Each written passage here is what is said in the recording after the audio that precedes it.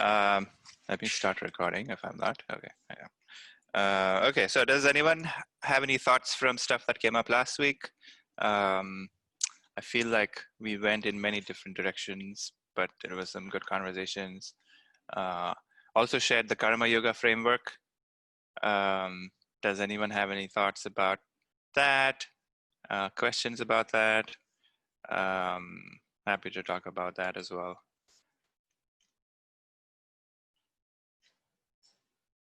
If not, we can jump into the text. So maybe we'll do a little bit of a review of what happened last week.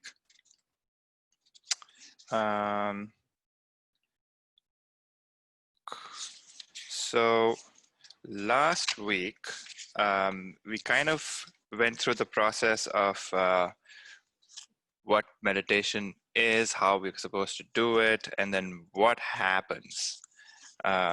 So there would come a point in our meditation where, because we stop paying attention to like stuff that's happening, including like physical objects, including thoughts and emotions that are happening within us, because we stop paying attention to that, there comes a point when all of them sort of disappear and dissolve.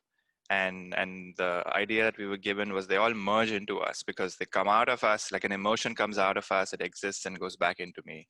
A thought comes out of me, exists for a while and goes back into me. So all of this is constantly happening, but we're creating things constantly in our experience. We're thinking of one thing and then we move on to the next and we move on to the next. So we're always creating thoughts and remembering things, or just experiencing whatever is happening in the now as well.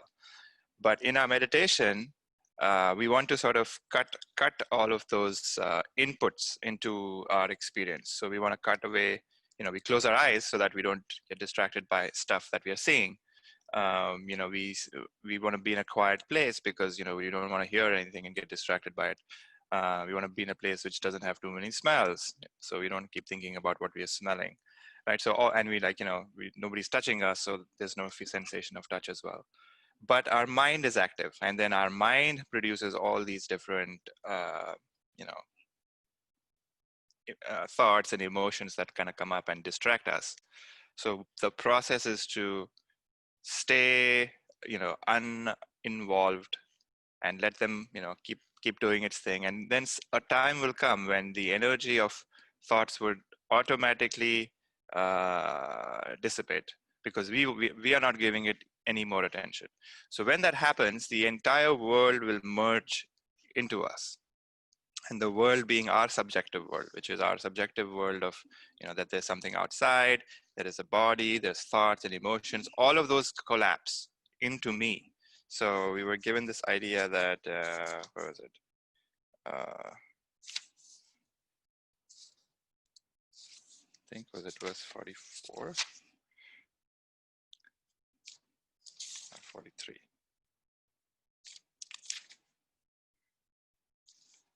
Okay, I can't find it. But basically, stuff merges into you. And once that happens, what you're experiencing is your pure nature, uncontaminated by any thought or emotion. You're just experiencing pure awareness, because that's what we really are. We are just awareness, and we are illuminating this entire experience. And because of our experiences in the past, memories, thoughts, all of those experiences provide a lens through which we experience this world. So I identify a door as a door because of experiences. I identify my friend as a friend because of my past experiences. So my experiences on top of this awareness creates this world for me, my subjective world. And my subjective world is very different than your subjective world or somebody else's subjective world. But in our meditation, what we're trying to do is we're trying to get away from our experiences and our memories and thoughts, so that way we can have a pure experience of just this awareness that we are. And once we have that, we then can know in our, with direct experience, once we know what that is. And then we can never unsee it. Because once you see something, it's like, once you see that the rope is a rope and was not a snake, you can never unsee that. You will never re-see that rope as a piece of snake, right? You can, for a long time, you may think, or I may think it's a snake and build all kinds of stories. But once I grasp that it's a rope, then my entire snake experience is gone, because I now know what it really is, and it can never I can never recreate that for that particular rope. Another rope may come up and I may think it's a snake, but for that rope, I would never think it's a snake again.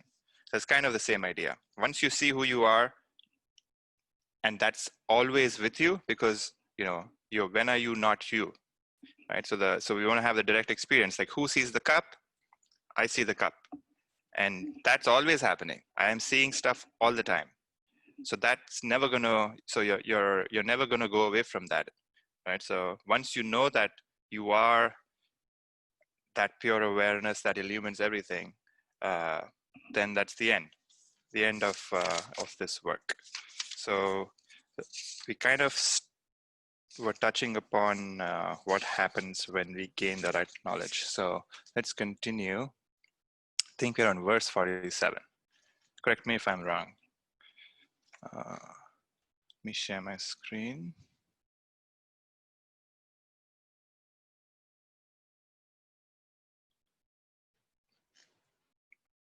Okay, can everyone see my screen? Cool. All right, so would anyone be kind to offer to read the Sanskrit today? Any brave volunteer? I can give it a shot. Okay, and anyone want to do the English?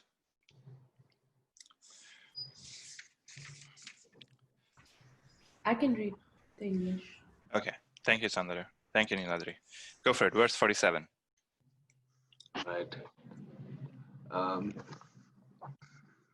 Samya Vignana Vanyogi Swatmane Varikhilam Jagat Ekam Cha Sarvamatmanam Ikshate Jnana Chakshusha.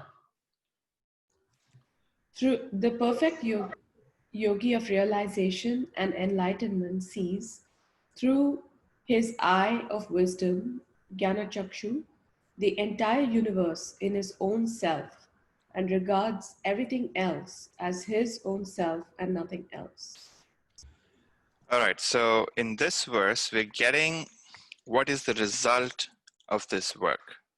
So once you have a direct experience of yourself, what happens is your eye of wisdom opens. So, in this work and some other, you may have heard that, we have a third eye. And, it's not like, that third eye is a physical eye, but it's a mental eye. And when that eye opens, we can see this universe clearly for what it is, which is nothing but consciousness appearing as this stuff. So, the example that I like to think about is, when we have a dream, even though the dream is very diverse, it has, there's an entire world, there is a human, we have a human body in that dream, human experiences, there are human friends, all sorts of things, right? And when we experience them as something that is true, that's something that's real, and something that's happening. A very, surreal and a vivid experience. But when we wake up, that entire thing is gone, right? So when we try to analyze and see what was all of that stuff made of, it was nothing but consciousness or a self appearing as my dream. And the moment that dream ended, it merged back into me, and I became, and now this world is, the earth world experience is now being illumined. So, the way we like to think about it is this entire world is nothing but consciousness. So, for the first, 60% of the book, we focused on who am I, what am I am the subject, this world is object. So we were mostly focusing on the I. But now, once we know what I is, the next process in this work is to understand what this world is. and in the beginning, we kind of wanted to ignore and say, okay, don't worry about the world so much, focus on who you are, because once you know who you are, then the world becomes easy to, figure out or navigate. So now we're getting into that section, which is, what is this world? And here we are saying this entire world is also actually the self. And then the question may arise, but all of this stuff is different. There's a laptop or there's a bottle around me. But how can all of that be me? And here what we're saying is, it's not you as an ego, it is you as the self. So, the self is the substratum or this awareness that we are. And in that awareness, we have the body, we have the mind, we have the intellect. So this entire world also has a substratum. And in that substratum are these physical objects. There is, the phone, there's a laptop, there's this world, there's a tree. And all of that is appearing in the self. And once we know who we are, then we know what the world is. That's kind of like a consequence. And then the whole world becomes very easy to navigate, because you know that this world is nothing but consciousness appearing as the self. I guess another example could be, the typical example in this work is, there's a mirror, and in the mirror, I see my reflection. And so we kind of want to think of the self as the mirror. And whatever is, whatever the objects in the world are, it could be, I look at, I stand in front of the mirror, you can see my face. And then somebody else stands in the mirror, you can see their face. If I reflect the mirror on this entire world, I can see the world reflected in the mirror. The mirror never changes. And all of the images that it's reflecting appear on the mirror. They exist for a while, and then they're gone. So that's kind of how we want to, the analogy is for this world as well. That, this world is there's a substratum in this world. The substratum and the context for this world is consciousness. And in that consciousness, in that awareness, there is this stuff. And this stuff is nothing but consciousness appearing as this world. So this is getting a little technical. So again, the same analogy can be applied in the dream. So the dream world is a real experience for us when we are experiencing the dream.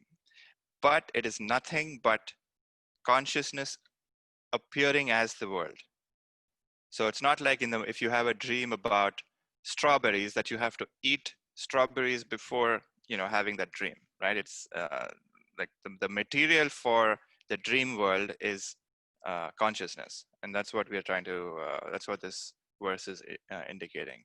And this entire world is actually also just consciousness, and once our eye of wisdom is opened, we will see that everything is just consciousness, and it just appears as name and form.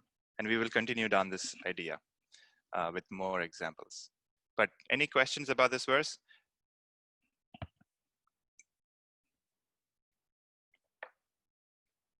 Okay, so we will keep going down this idea.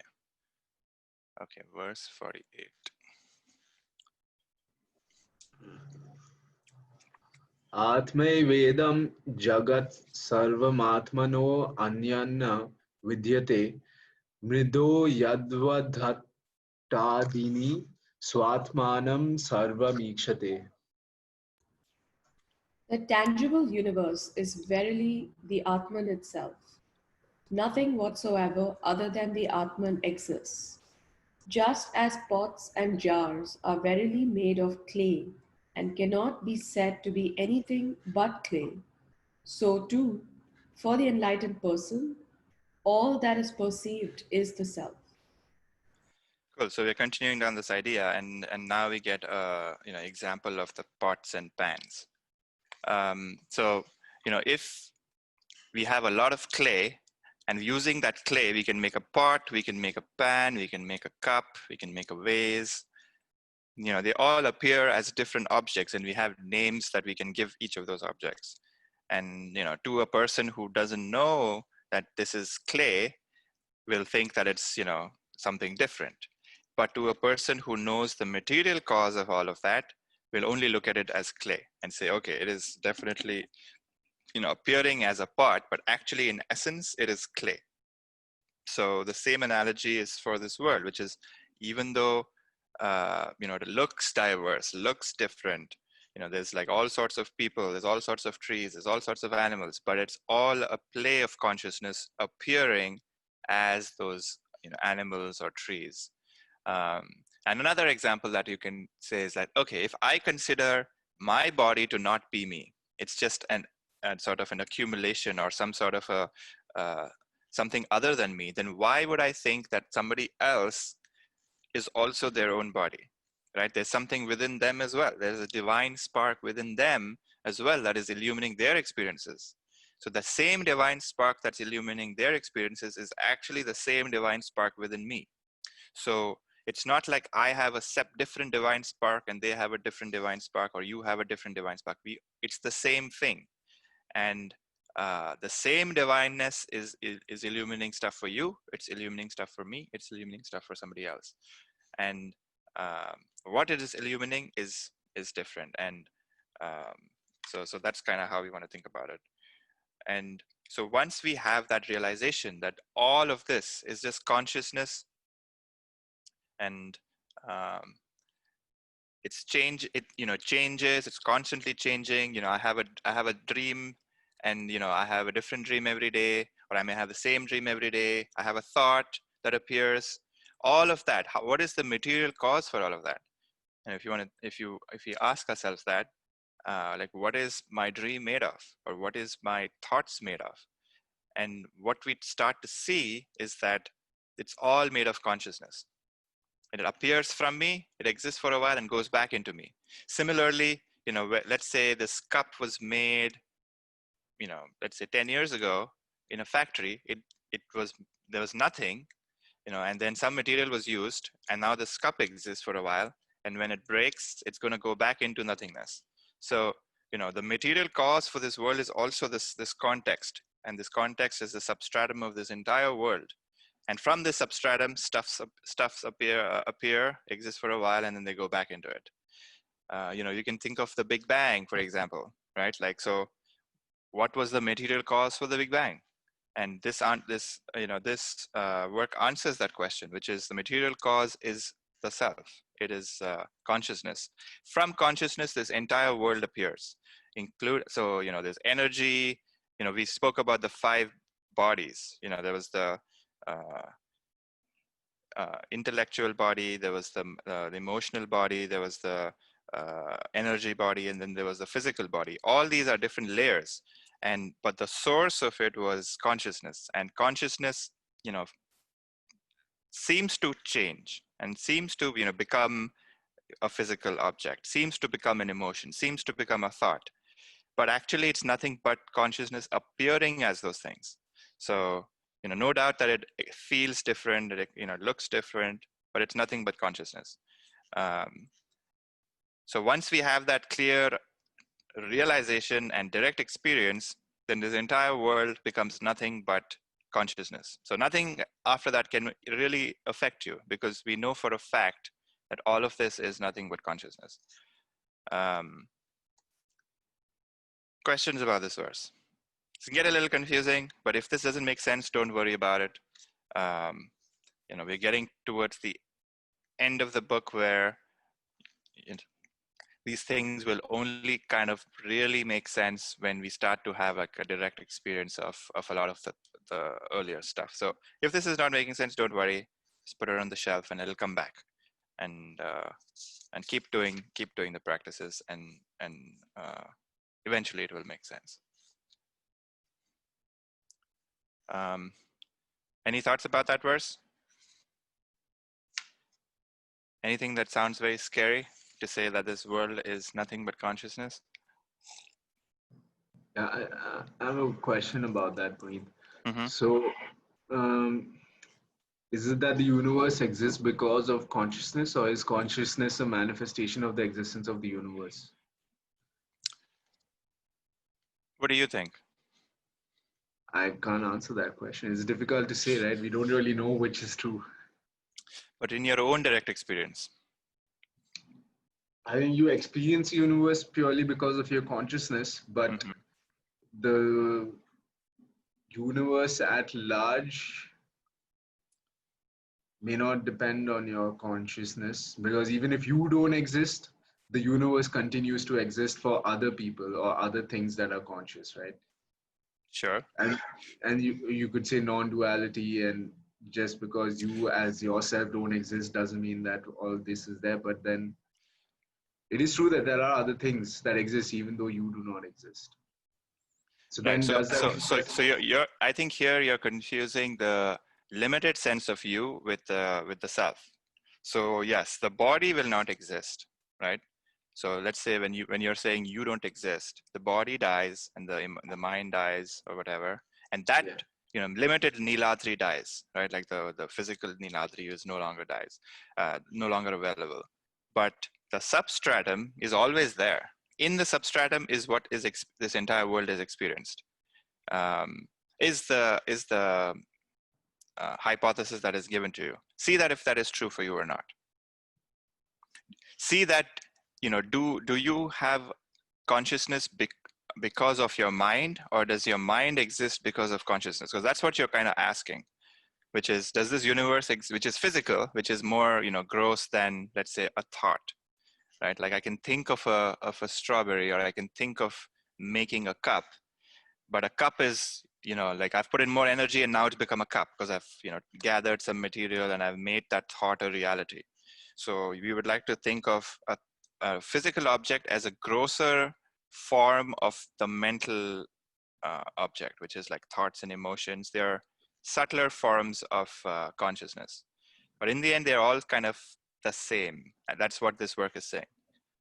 That so I would like you to, play with that idea. Does the world come? And you can only play with that idea in your own direct experience, because otherwise it just becomes concepts, right? I can say, yes, there is uh, I can never prove that, what somebody else is experiencing at all, right? I can ask them, but, I would never be able to directly experience it. So until I can experience something for my own self, it's just a concept.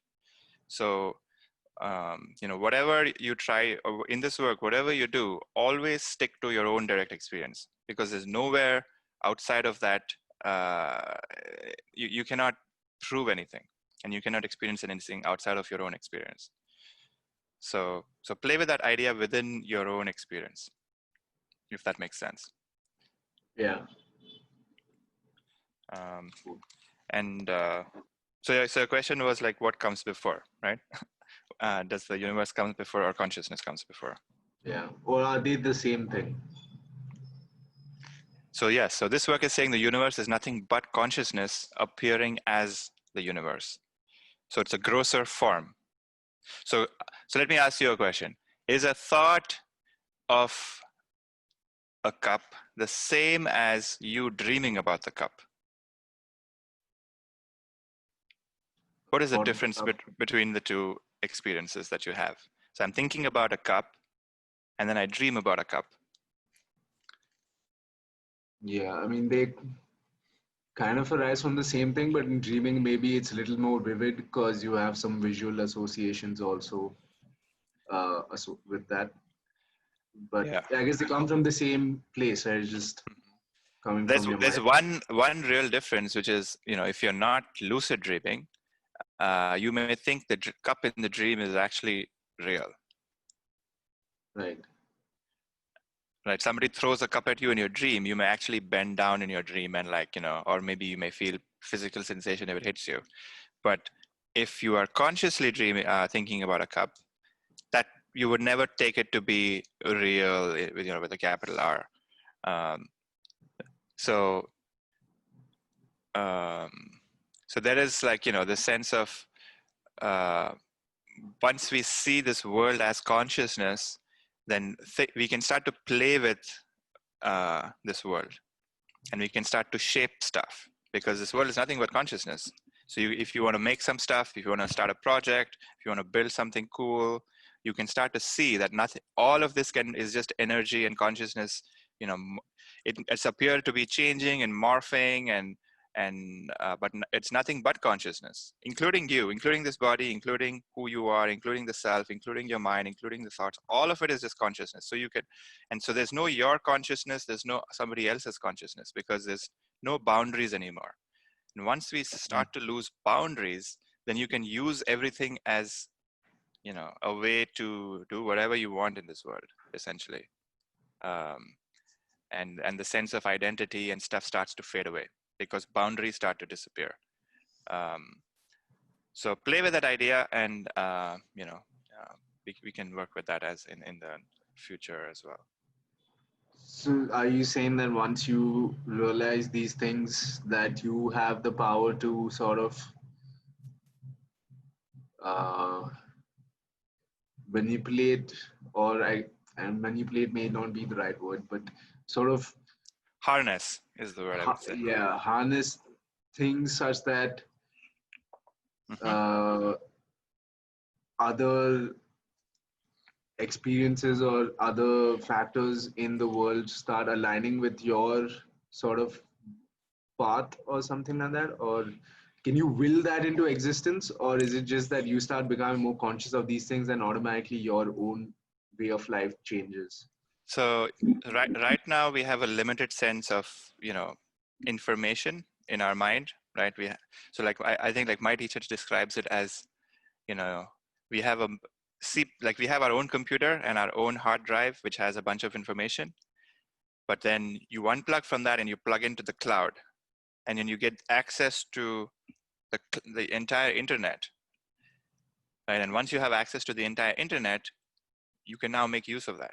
And how you make use of that is going to be up to you. It's going to be up to what desires you have. But yes, it is possible. And because now you have more information and more access, you have more sort of energy and focus and all of that to like do things that you care about. Right. But I would say don't get to like that's not the end goal, because that is a consequence of this work. If we start to chase that, then, you know, it won't be clean.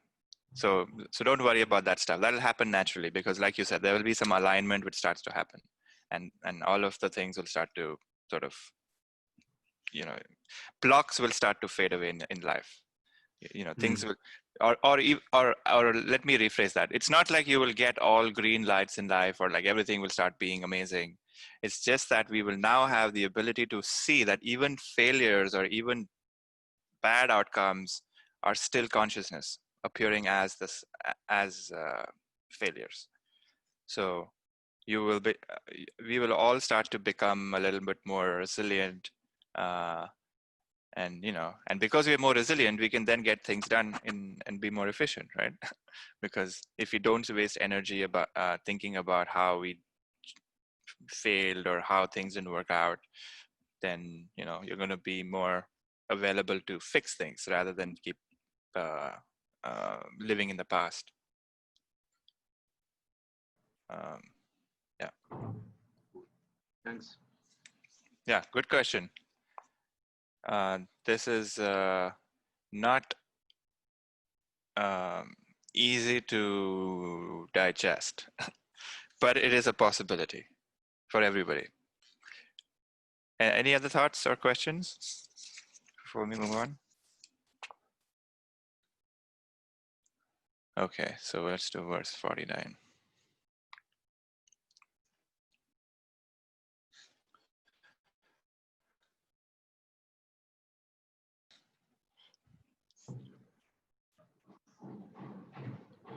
जीवन मुक्तस्तु तद्विद्वान् पूर्वोपाधिगुणान् त्यजेत् स सच्चिदानंद रूपत्वात् भवेत् ब्रह्मरकीटवत्. A liberated soul endowed with self-knowledge gives up the traits of their previously explained equipments, upadhis, and because of their Satchit Ananda nature, they verily become Brahman, as the worm transforming into the wasp. All right, so here, once a person becomes liberated, or they know who they are, and they know their eye of wisdom opens, the third eye opens, and they see. So here's another interesting thing about the third eye. I don't know if I spoke about this in a previous class, but Shiva is usually the person who is like, considered a person whose third eye is open, and not who has a third eye. And in the mythological story is that, when he opens his third eye, like through anger, like he literally destroys his world and the world turns to ashes. So you don't want to anger Shiva, because he has the ability to like destroy the world. But actually that's just a surface level story of what that actually means. So Shiva is the person who is who's a yogi, who's like the first yogi, considered as like the first person who started to teach yoga. And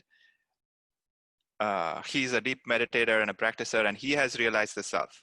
And what that means is that his third eye has opened, and his world his subjective world has disappeared for him, which is the fact that he considered himself to be a person of this family and related to this person, and had this job or whatever it was in his context during the time. That entire belief has been destroyed. He no longer considers himself a person, and he no longer considers himself part of a world, like all of the world. If the fact that it is separate from you and separate from me, all of those ideas vanish, because we see that we are just one harmonious consciousness sort of vibrating, and it's happening moment to moment. This world is just happening moment, or appearing moment to moment, and disappearing moment to moment as well, because whatever appears can disappear, whatever appears can disappear. And because it's moment to moment, we can get to sort of harness how we want to change it from moment to moment as well. So in this verse we are saying, once we have this direct experience, all of the traits that we believe, so all of our the fact that we were we have a strong body or a weak body, we are intelligent or smart, all of those are traits that we consider ourselves to have, right? You have certain strengths and you have weaknesses. We kind of do these like um, what are those tests, right, where you can find your weaknesses, find your strengths. They're good, but they're all traits of the mind and body. So once we have this experience, all of those things are abandoned, because you no longer consider yourself to be a person. And because we see that we are Sat Chitananda, which means Sat is truth. So we are knowledge, truth. We are that by which things are known. So we are pure awareness, which is illuminating all of this. So and we are Chit, so that Chit here is consciousness. So we are consciousness itself. It's not like we have consciousness, consciousness is a consequence of something. No, we are consciousness. And because of consciousness, the fact that we are consciousness, we can experience all of these things that we experience. And the fact that, bliss, so we are bliss. And bliss is something that is our nature. And only because of false understanding and false identifications that our bliss is hidden away from us. So we feel miserable. Why? Because we don't have what we want, or somebody is not giving us what we want, or we can't get rid of something that we want to get rid of. So those are the only reasons why we don't have bliss. And that's so that's a continuous experience that is available to us all the time. And once we abandon all, or not even so much as abandon, once we know who we are, all of our upadhis here, which are equipments and traits, are given up automatically as a consequence, because they become so meaningless. And then this person becomes Brahman, or becomes is also an incorrect word. He realizes that he or she always was Brahman. And here I don't understand this example, because I think this was a false understanding of how wasps are created back in 800 AD. I believe the story is that the wasp, there's a worm inside a wasp's what is it, like a hive or whatever, And in the hive, there's a worm. And because the wasp, and because there's only a small hole in the hive where the worm can actually see out of. I don't know if worm actually has eyes or whatever, but that's the story. So the worm has only eyes that can sort of has this tunnel vision. And in the tunnel vision, the wasp is constantly, at it, trying to like sting it or whatever. So the wasp's attention is completely on, the worm's attention is always on the wasp, and it can think of nothing else other than the wasp. And because of this single pointed attention on the wasp, the worm becomes a wasp. And that's the story. I don't know, it's not very satisfying, but that's the story. And what this is sort of indicating is that when our attention is single pointedly focused on the self, that we are not all of the stuff we are perceiving. We are the self. We become the self. Or in the sense, we sort of give up all of our false beliefs which bind us and make us limited. So that's the essence of this verse. Any thoughts about this one?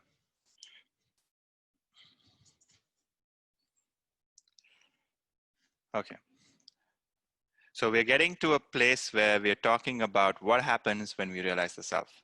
So you can see that the progression of the book was, we started out by saying, what is self-realization? What is our body? What is our physical body? Why do we, what is this work? Why are we doing it? Why is there ignorance? All of that. And we described the body and our experience in this world. And so we're moving along. And then we spoke about how to get, what is the way to practice? What is the stuff that I have to do? And now we're finally in a section where we're talking about what happens when all of this, when I achieve self-knowledge, or when I put all of my effort pays off and I have the experience of the self. And we're in that section. Cool. So we will do verse 50.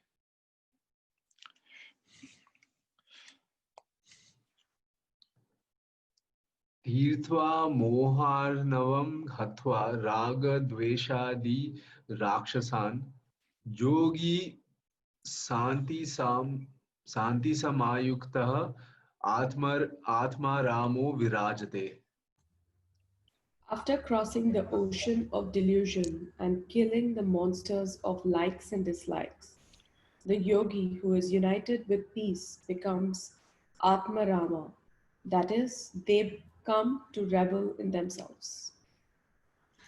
Cool. So here, again, we're giving this idea that once the yogi who reaches this place, the goal of self-realization, what happens?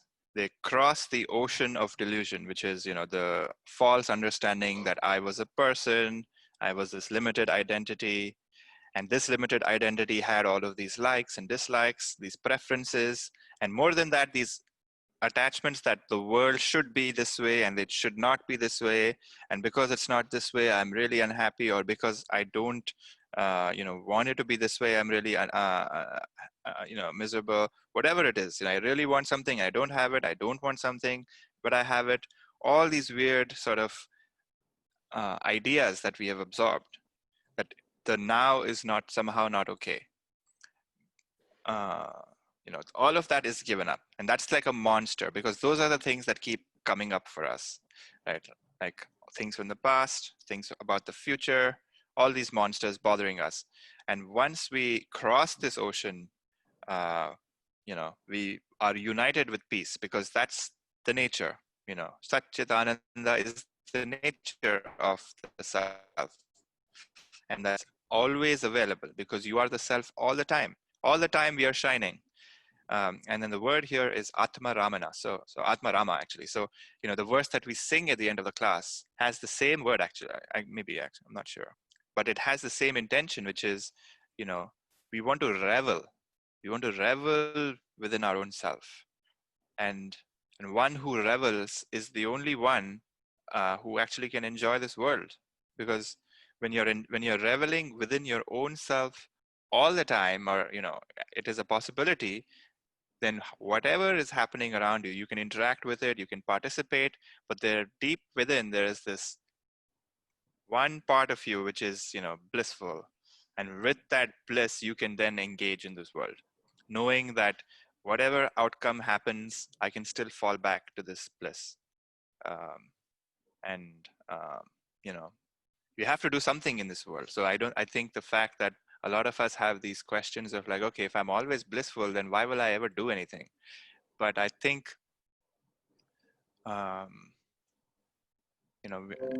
we want to share, we always want to share things in life. If you have noticed that, whenever we are sharing things, be it with our friends, be it with people around us, humans have this tendency to share. And when we are blissful, we are going to do that, and we're going to share that work, and we'll start to do the things and solve problems around us that we think we are good at, that we are interested in. So I think we will, the doubt that I will not have any motivation and I will not have any energy to do anything is a false. It's an imagination that we have. It's like this. So don't worry about any idea. Just come back to you, to kind of come home, just hang out in this space that you are, bring your mind and let it rest in this bliss. And because it'll rest in this bliss, the energy and the universe will start to sort of flow within you. And once that happens, you will continue to do a lot of cool things in life. And then you can, and then this yogi comes to revel, and that's a beautiful word. Like, you can revel just with your own self. There's nothing happening around you. You're sitting at home, but you're reveling. Isn't that cool? So and that doesn't mean we're going to stop doing stuff. I think that's that's a doubt that even I had, and then everybody has, because that's like such an important like motivation in this world is so driven by the lack of something rather than like for expression. It's not like, most of my motivation was also because of like a fear or like some sort of like lack. But once we are full, then there's like a different kind of motivation, and that's that's a lot. I feel like those kinds of outcome things that come out of that motivation are more beautiful, more enjoyable, and makes you more fulfilled in life. So I hope that we all have an opportunity to get to this verse 50. And yeah, so does anyone have any questions?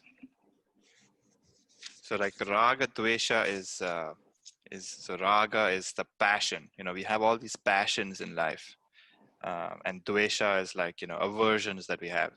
Both these are dropped, and it doesn't mean that they don't. The remnants of it still remain. So we may still have preferences. We may still choose. We may still have our personalities where I may like classical music over heavy metal or something. Like, that may still be my preference, but the sort of intensity of it is gone. Where maybe somebody's playing heavy metal, it's okay, it's there in the distance. But I think most of our I must have it this way or I must not have it this way, those kinds of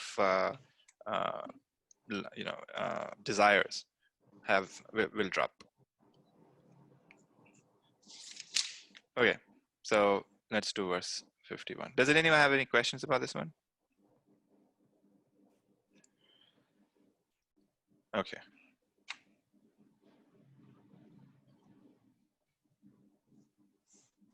Verse 51. Bhayani tyasukha saktim hitva tvam sukhani vritah ghatastha deepa vataswastha swantareva prakashate. The self-abiding Jivan Mukta, relinquishing all their attachments to the fleeting joys of the world and satisfied with the bliss derived from the Atman, shines inwardly like a lamp placed inside a jar. Cool. So here we're saying self-abiding Jivan Mukta. So there's a new word called Jivan Mukta. which essentially translates to somebody who is liberated while living. So there's this idea in, I guess, in Eastern philosophy or like Eastern religion, which is, when when people die, that's when they get liberated. Or in most religions, I guess that's the idea, that when you die, you get liberated. But this work is actually saying you can be liberated while living, and you don't have to die. And so, and how do you do that? The process of, that we described in this book. And once we have that experience of the self, and it's become a firm understanding, then you have, then this person is considered to be a Jivan Mukta, which is liberated while living. So mukti is this word that you hear, or nirvana. Those are words for liberation. And jivan is life. So, liberated while alive. That's kind of how you translate it. So, so the person who is alive and is abiding in the self, which means that their minds are always aware that they are the self. And then relinquishing all their attachments, which means, all of my attachments to the fleeting joys. So if we think of, we can experience joy. There's only one joy in this world, which is the bliss of the self. And we experience that through all these different activities that we do outside. So, I'm looking to meet my friend and hang out, and I do that. But what happens when I meet my friend and hang out? I'm only engaged in hanging out with my friends, and that feels very good. My entire world of worry is kind of gone while we're experiencing that. But what is happening? The bliss of the self is shining through. So another example could be, I really want a promotion. There's like other 10 people on my team all fighting for that promotion. I work really hard, for like a year, and then I finally get that promotion. And what happens when I get that promotion? When my boss comes and says, "Hey, you deserve this promotion, and I'm giving it to you," for the moment when he or she is telling me this news, my world disappears, because I'm so engaged and just enjoying this news right now that I've been promoted. But what is happening in that moment? The bliss of the self is shining through, because all of my, competition and fear, the fact that I wouldn't get this promotion or I would lose my job or whatever it is, has disappeared, and I'm just enjoying the promotion. But notice that all of these joys are fleeting, because, once the activity, let's say I'm hanging out with my friends, that's over, or, this news that I have promotion becomes old news, and now that's the new normal. So now I'm worried about getting the next promotion. All of those things are fleeting. And, the entire world comes back, because my entire world of likes and dislikes, fears, all of the things that I have, they come back, because only for a moment, depending on how intense the activity is, only for a moment, the joy is available to me, and then it's gone. And that is a painful way to live sometimes, which is, I have to put in a lot of effort to get some, little amount of joy. So this is saying that we can get joy without any effort, because the joy that you're experiencing with effort is the same joy you're experiencing without effort. And so, once we see that the joy is here and not there, then all the attachments to those joys are gone. So no work is then going to be done out of this compulsion, because we know that this work is, whatever we do, the outcome of it is going to give me the same bliss that I can experience without doing the work at all. So then if that is true, then what work will I do? Then I will do the things that I really love, and I don't do them out of a sense of compulsion. And so what this verse is saying, that, the person is going to be satisfied with the bliss derived from the Atman. So I'm always satisfied. There's no amount of work that I need to do at all anymore. I'm constantly satisfied. I'm constantly, inwardly, I am satisfied. And if I want to do work, I can do work. If I don't want to do work, that's fine too. But this bliss is always available to me. And so it's kind of like, the example here is like a lamp placed inside a jar. So you can think of this body as a jar, but there is this lamp which is glowing. And because of this glow, I am blissful, and I'm shining light on this world around me. Illuminating this world. Yeah, I guess I don't know why they spoke about like a lamp placed in the jar, but maybe the next verse will tell us. But that's the idea, that there's this bliss is constantly available, and we can do work and get the same bliss. But then I can question you and say, why are you doing what you're doing if you're just looking for the bliss? If you're looking, so then work becomes about the process and not about the goal. So we start to do work because we love the work and not because we love the results of the work. Because the results of most work results in either bliss or it results in misery because we didn't get what we wanted.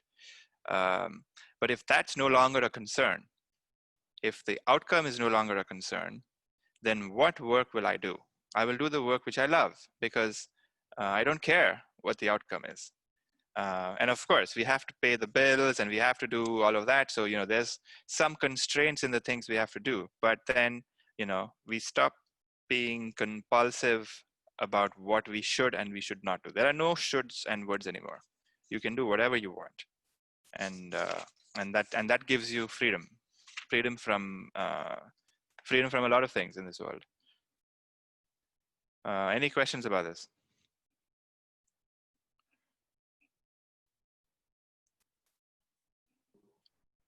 Hey, I have a question. So when you say Jivan Mukta, is it or liberation? Is it somebody who has witnessed the self while living, essentially? Yeah, it basically means a realized soul, Right. a self-realized being. Yep. And it doesn't mean that you have to become, like a great sage who is like going around in the world and like, doing all sorts of like things. You can be an ordinary person and you're realized. There's this Japanese Zen koan which says, before liberation, chop wood and carry water, and after liberation, chop wood and carry water. So you may do the exact same things before liberation and after liberation, but the quality of your life has transformed because the bliss, like you're saying, the bliss is available to you continuously. It doesn't matter what you do. The bliss is always there.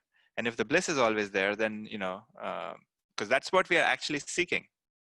If you think about it, like whatever work that we're doing in this world, we're doing it because in some deep level, we think that's going to give me happiness. That's going to satisfy me. That's going to make me better, and better in the sense, make me more happy. And this is saying that there's no other happiness other than the bliss of yourself. Once you have that, then everything else drops.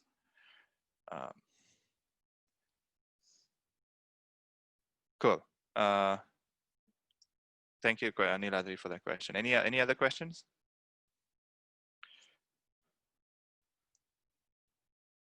All right, let's do 52.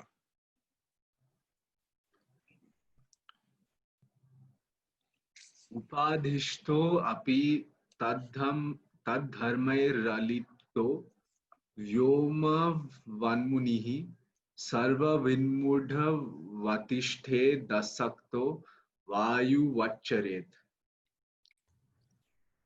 Though they live in the conditionings, just as the space, the contemplative one may remain like a fool, ever unconcerned with anything, or they may move about like the wind, totally unattached.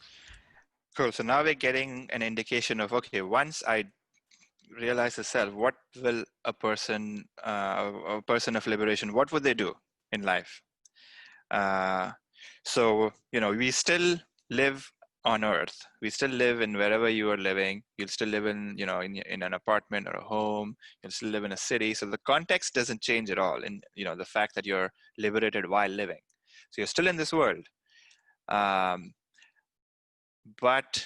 that person can do whatever they want, because, whatever actions they do, it does not touch them. In the sense, they know for a fact it doesn't touch them. It actually doesn't touch any of us either. But they have this direct experience that whatever action I do does not affect me. Affect me is, me here is like, doesn't affect the self. And they can remain like a fool, like fool here, meaning from the outside, you can never tell a person is liberated or not from the outside, because, the way we judge somebody is through our limited understanding and our limited mind. And the way somebody behaves is also from their own experiences.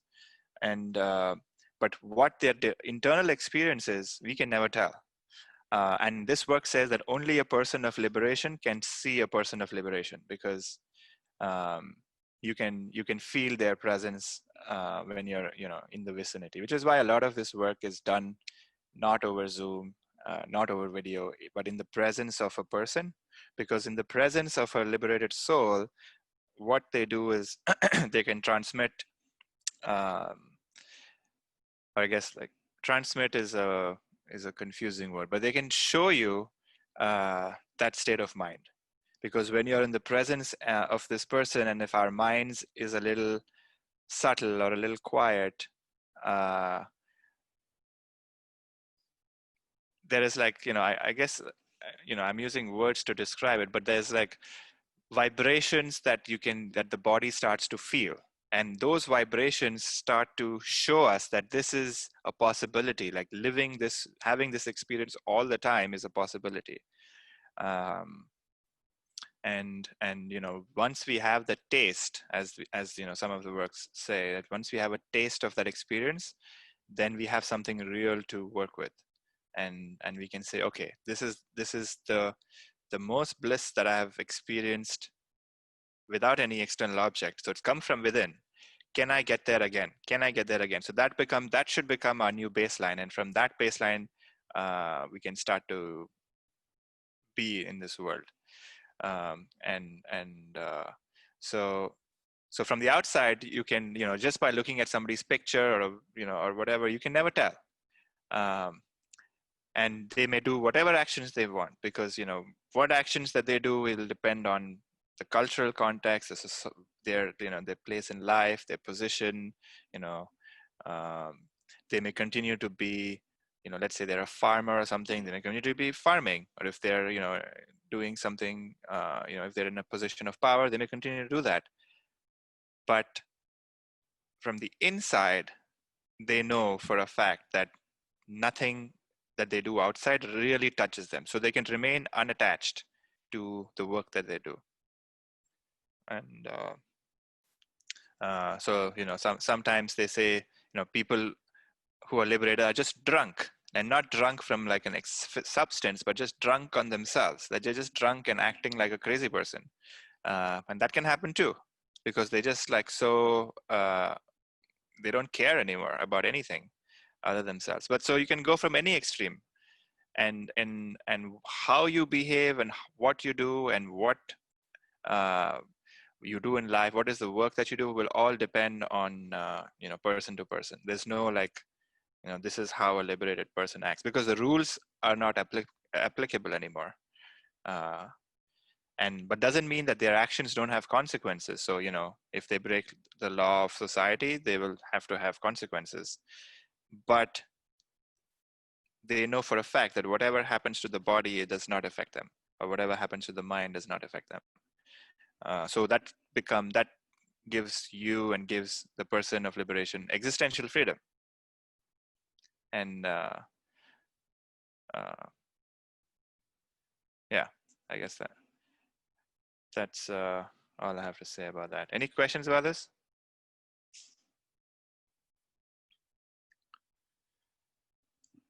Okay.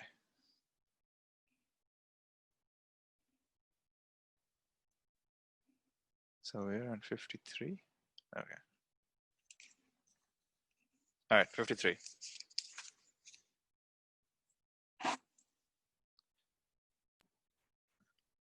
Upadhi vilayadvishnav nirvishesham vishenmuni jale jalam viyadvayo ni tejas tejasi vayatha. Upon the dissolution of the upadhis, the contemplative one is totally absorbed in Vishnu, the all-pervading, attributeless spirit, like water into water, space into space, or light into light. Cool. So here, I think we may have, we have definitely come across upadhis, which means um,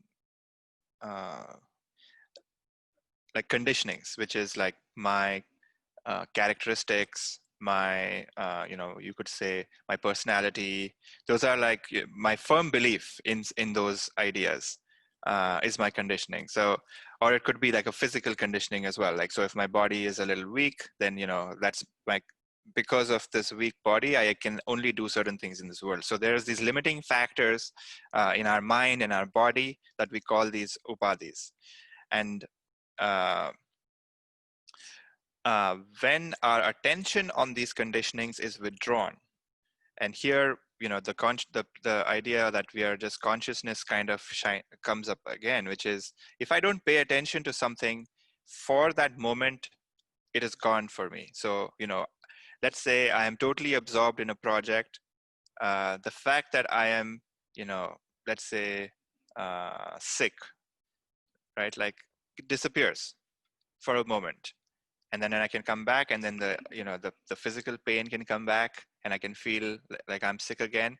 But then for a moment I can withdraw from that, and that physicality itself disappears. So we can dissolve these sort of upadhis moment to moment, and as we get more, I would say, deeper in this work, it gives us this ability to play with how we experience this world moment to moment. We can totally immerse ourselves in a physical pain, and we can play with it, and we can come out of it. We can totally immerse ourselves in, let's say, some sadness, completely play with that sadness and come out of it. So we can start to digest these sort of experiences fully, so that they stop like coming back to us. Because most of these experiences that we have in the past, which have had deep impressions, they are nothing but undigested experiences. And here digestion means we haven't fully stayed present to them, and sort of let them sort of automatically sort of dissipate. uh, and when they come up, at least I can only speak from my experiences. When things like that which I don't like come up, I tend to sort of say, no, I don't want to experience this, and I suppress it. And that doesn't help, because what we're doing is we are actually adding a little bit more energy into that thought. We're pushing it away, thinking that we are solving it, but in fact we're actually making it slightly deeper, which is counterintuitive. So instead, what we do is we sort of fully stay present to that emotion, and we can sort of just feel it and absorb it, and eventually it dissolves. So like there's a dissolution of that, and this limited sort of let's say it was a sad emotion, which sort of limited our ability to stay present, because our sadness we kept going back to the sadness. If we completely stay present to it, it dissolves. So there is this dissolution as well that happens, and we do this dissolution for all the things that are in our subconscious and our unconscious. So as we keep getting more and more I guess deeper in this work, things from our unconscious become conscious. So sadness that we never thought we had starts to come up, or fears that we never had starts to come up. All of these things start to come up. It all may sound scary and may feel scary, and we may tend to do the same things that we do, which is to suppress them and not deal with them. But instead, if we can start to just sort of be with it, we will start to see that they will all sort of eventually dissolve. And once all of those are absorbed, what this is saying is, this is describing, the state of, the technical word is samadhi, which is a state of complete dissolution, which is our entire world of name and form and thoughts completely are gone, and it gets absorbed. So it's kind of like, if I think of, let's say I'm thinking of a mango, it comes out of something, it comes out of myself, right? I can think of a mango, and then if I stop thinking of a mango, that mango has sort of dissolved into me.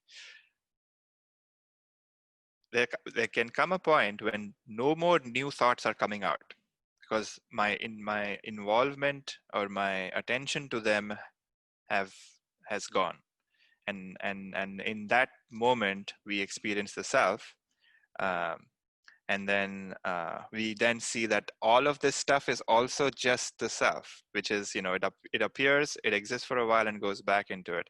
And here's another, I guess, something that's coming to mind, which is, if we look at the law, this, like in science, we can say, you cannot create gold out of silver, or if you want to create a gold necklace, you cannot use silver as the material. You have to use gold, because out of gold comes gold. Out of gold you cannot get carbon or something, or maybe you can, if you use like some sort of chemical process to change the chemical structure, but let's say you couldn't do that. But if I want to make a gold bangle, like, you can only use gold as the material. So similarly, from the self, if something is coming up, like a thought is coming up, the material cause for that thought cannot be something other than the self, because from one thing you cannot create something completely different, because that would seem crazy, right? Then it's almost like you become this creator in some ways, which is, I can create a tree out of nothing. Like, there has to be a material cause for everything in this world. And what this work is saying, that the material cause for everything is consciousness. From consciousness comes consciousness, but it appears as a tree. From consciousness comes an emotion, but it appears as an emotion. From consciousness comes thoughts, it appears as a thought, but it's nothing but consciousness. And it appears for a while, and then it dissolves and goes back into consciousness. And we could say, like, the Big Bang also, like, there was only consciousness, and from consciousness came the Big Bang, and from the Big Bang came all these things that this entire physical world. So that's the what this verse is saying, that there's this all-pervading attributeless spirit. So we can also say, like, there's only water in the ocean, and in the ocean sort of appears as a wave, but a wave doesn't have an independent reality than the ocean. The wave is the ocean appearing as the wave, or it's actually in the end, even ocean isn't real independent outside of water. So in the end, everything is water. So there's waves, there's oceans, there are rivers, there's bubbles in the water. All of these things that we say are different, but they're nothing but water. So that's the reality of the entire ocean and water and rivers and all of that. So that's kind of the same idea, which is, this entire world is consciousness, and it's appearing as all these different diverse names and forms. And if our third eye is opened, we can see this world for consciousness, for what it is. And then it's beautiful. This world is diverse and beautiful and intelligent, but it's what it is consciousness. And that's what this verse is saying. Questions about this? It looks like there's two ways then to look at everything. I think when you started the class, it was everything is Atman, and I think now we're saying, well, you got to drop all the features or characteristics about things. Yeah, but I wouldn't say so much of drop. I would say know it for what it is. So even though it appears as as a characteristic. It appears different. But if we know in reality what it is, then the characteristic will not bother me. So that's kind of like, the example of the mirage water in a desert. Uh, Once we know that the water is not water, it is a mirage, um, then even though it appears as water, I can still see that, it looks like water in the distance, but I know my understanding and my knowledge is that it is not water. It is, reflection and heat or whatever, right? So that will never I will never get the idea that I want to go and drink it because I know for a fact it's not water. So that's kind of like the same idea that once we know that this world is consciousness, then all the ideas about, somehow I will get harmed because of this thing that is in front of me, all of that drops because we know nothing in this world can harm us. Nothing. It's a fact.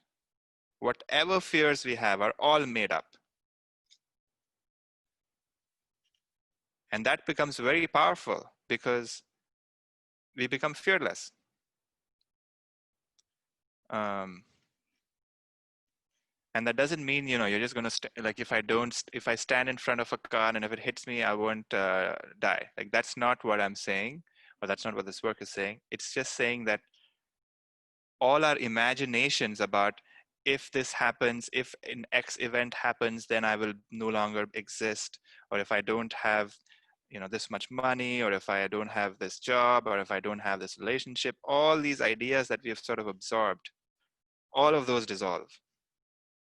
And all of those are gone because this world is consciousness and we are actually this entire world. Because we have a boundary to say, okay, where the skin ends, there is this otherness. But once we know that there's no boundary, then there's no me, and then there's no other, and everything becomes me in a way. And I can play with everything. I play with myself. I can play with another person. I can play with my friends. I can play with random people, like strangers. Like, there's no distinction because it's all consciousness. And that becomes freeing in many ways. But yeah, does that answer your question, San? Yeah, it wasn't a question. It was just more of a Yeah, so I think you're right. observation. Yeah, so in the beginning of class, we kind of started out by saying, keep noticing the self. There is a subject-object relationship. Don't worry about the objects. The objects, don't put your attention to it. But we are getting to a point in this book where, okay, now I know who I am. Then what is this world? And that's sort of how we want to look at it. This world is consciousness, and it's not even just it's an idea that we are presenting to you, but it will become a direct reality once we experience the self.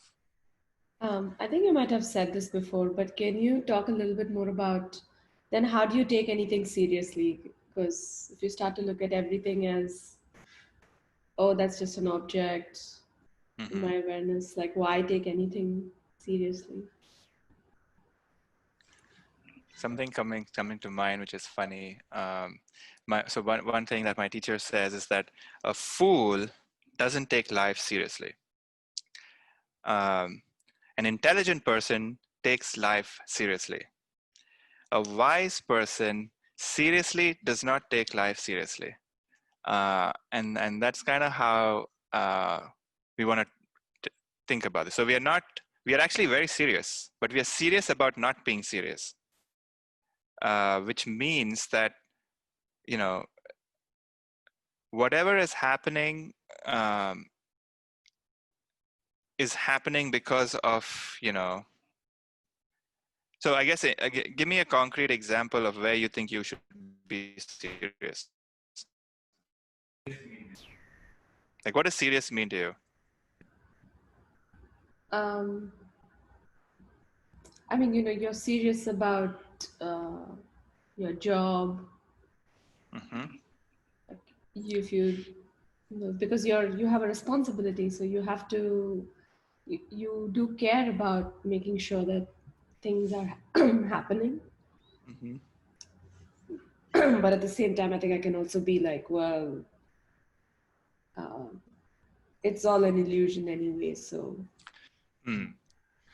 I see. So you're talking about abjecting responsibilities. I don't think that's sort of the what I'm saying. I'm saying you still do your duties, you still do the things you do, because whatever is being presented to you in life is being presented to you is because you need to work through them. That's how I like to look at life. If something is happening in your life, it's happening because you need it, which otherwise it would not be happening to you. Um, so let's say you have a job, you do the job because the fact that you have a job means that you need to do it, and do it well. And but if, let's say, you do something in your job and like you make a mistake and your project fails, it's okay.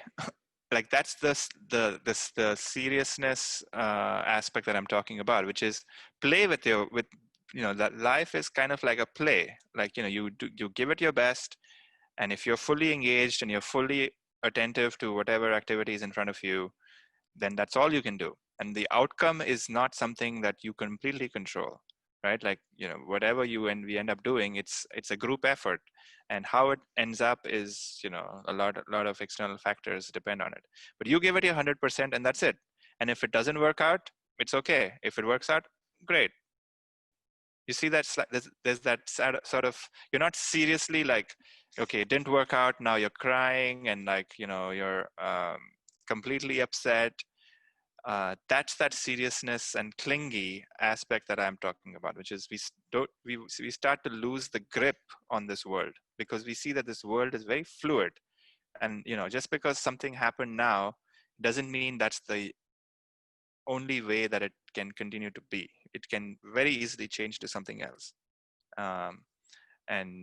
So life becomes a little bit more fluid, and you become fluid because of that. Does that make sense? Yeah. Thank you. Yeah, that's a very good question. A lot of this becomes a way for us to, I think we spoke about this after class last week, which is, there's this term called spiritual bypassing, which is we do not want to use this work to get out of our responsibilities. So, like you said, Sound, like if somebody says, hey, you got to do this project, I can be like, no, this world is an illusion, I don't really care. Right? Like that could be a acceptable response from this person. But if you're not experienced the self in its true form, and if you're using these ideas to let go of responsibilities, then you're creating more vasana.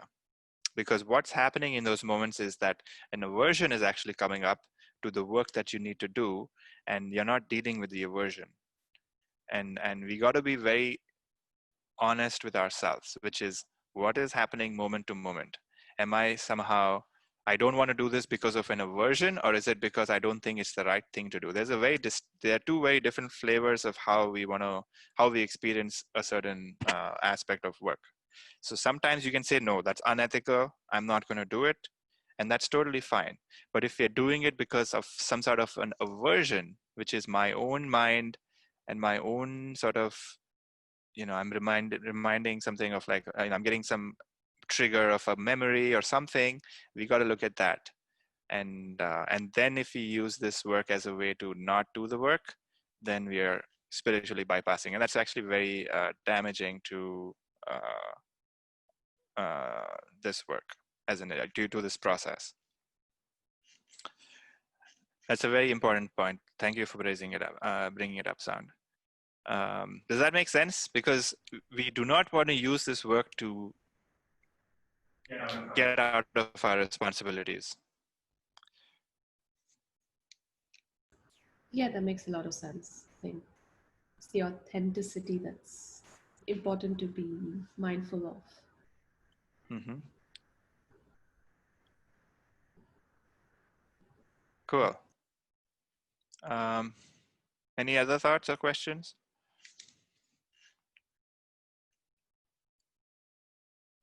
Okay, it's 9:20, right? Okay, so shit, we ran out of time. All right, so let's end this by with a meditation. So let's stop here.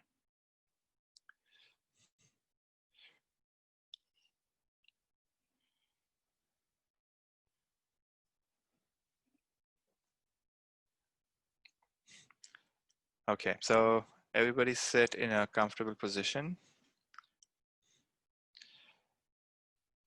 And let's start by taking a few deep breaths.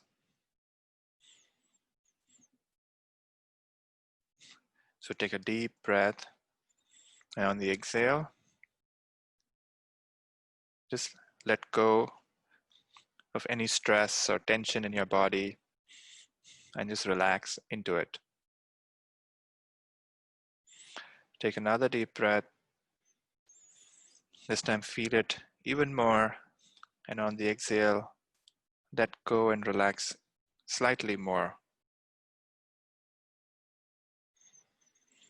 And then take another deep breath. This time completely let go and settle into the breath.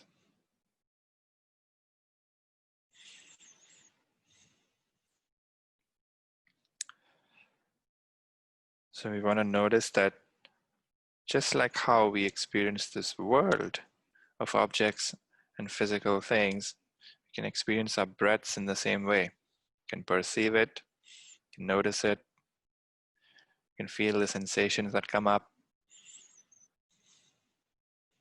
We are kind of aware of our breath. So our awareness is now on, or our attention is on the breath.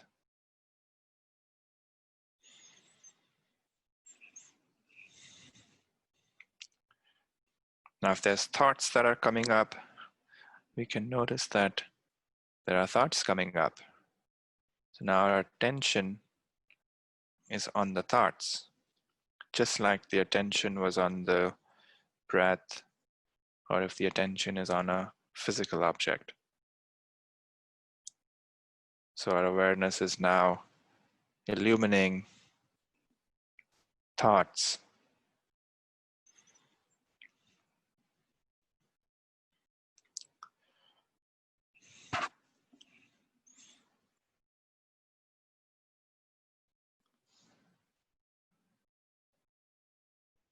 We want to keep noticing that we are the subject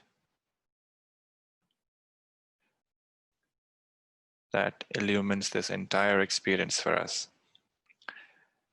When we are closing our eyes, the physical world isn't available to us. We cannot see it, or maybe a little bit is available. You can probably hear some sounds, you can maybe smell, but it's not as available to us when we're completely alert and our eyes are open.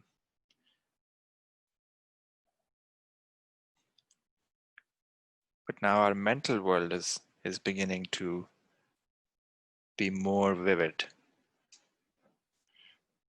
We're thinking of memories from the past. We could plan about things we want to do in the future. They are being illumined. But we want to see, instead of paying attention to what is being illumined, we want to pay attention to who is illumining it or what is illumining it. So we want to turn our attention to the source. It's like trying to see your own eyes.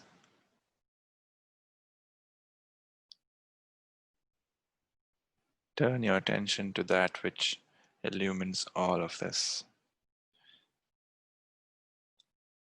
Try to notice the gap between one thought ending and the next beginning.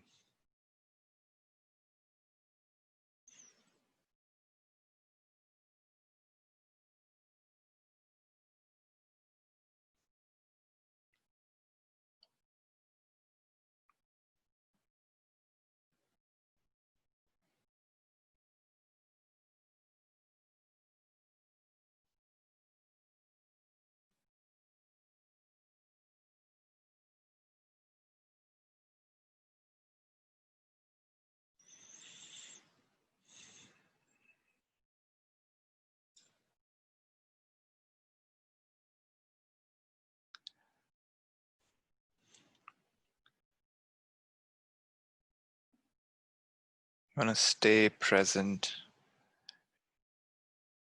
and not get too involved in the stories that our thoughts are creating. Just step back and just keep watching this flow of thoughts go by.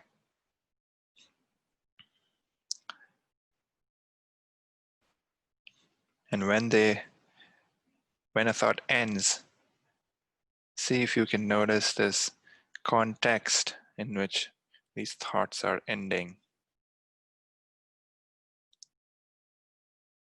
It may feel like an empty sky, may feel like space, this empty space of consciousness in which we experience thoughts, emotions, sensations.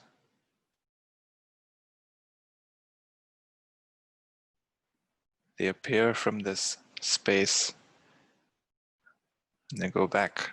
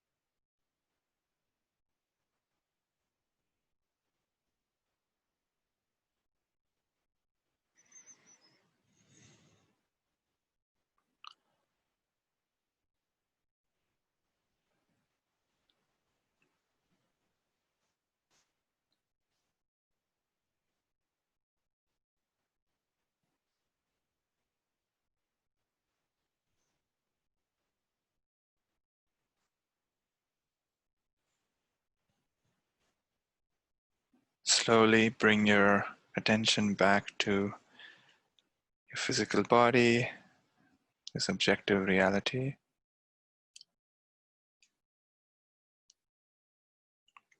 Whenever you're ready, you can open your eyes. Cool. So let's end this class by doing a quick chant.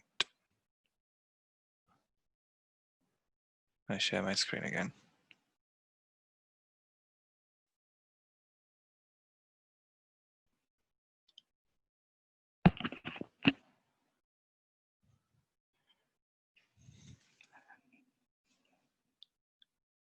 Yogarato va Bhogarato va Yogarato va Bhogarato va Sangarato va Sangavihina Sangarato va Sangavihina Yasya Brahmani Ramate Chitta Yasya Brahmani Ramate Chitta Nandati Nandati Nandatyeva Nandati Nandati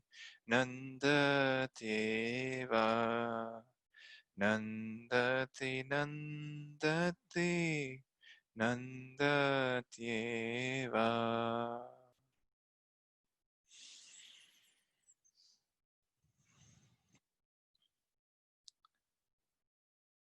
So I think we got the word Atmarama, where I think Rama was used in this verse as well, which means to revel. And yeah, so we kind of literally covered most of what is in this verse, which is once we reach the final goal, we can revel wherever we want, in company, in solitude. So maybe this verse will now make a little bit more sense